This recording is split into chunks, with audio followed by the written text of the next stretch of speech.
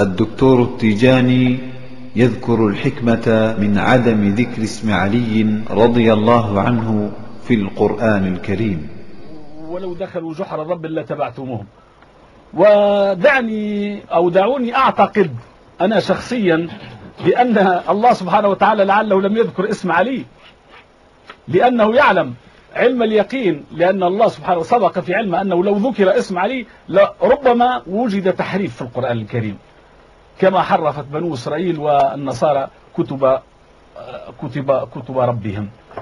إذن عندما يقول ثم أورثنا الكتاب الذي يقول دكتور تيجاني، نبدأ من عند قولك أن من حكمة الله أنه لم يذكر اسم علي حتى لا يقال أن القرآن قد حرف أو حذف منه اسم علي رضي الله عنه. أقول لكم يا دكتور قد وقع ذلك وقيل ذلك. أين هذا؟ في تفسير الصافي. في تفسير الصافي. من هو الصافي؟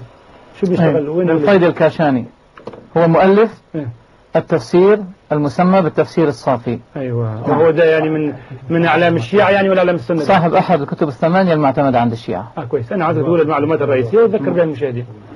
يقول إن القرآن الذي نزل بين أظهرنا لم ينزل بتمامه كما أنزل على محمد صلى الله عليه وسلم، بل إن منه ما هو خلاف ما أنزل الله، ومنه ما هو مغير محرف، ما يقولها رواية، ومنه ما حذف منه المنافقون الكثير مثل ما فعلوا في حذف اسم علي من القرآن. مثل ما فعلوا دكتور مثل ما فعلوا في حذف اسم علي من القرآن. طيب أنا أنظر إلى هنا. أيوة انظر إلى هناك. وحذفوا أيضا لفظ آل محمد، لفظ آل محمد وأسماء بعض المنافقين. تفسير الصافي المجلد الأول صفحة 49. أترك لكم التعليق إن شاء الله.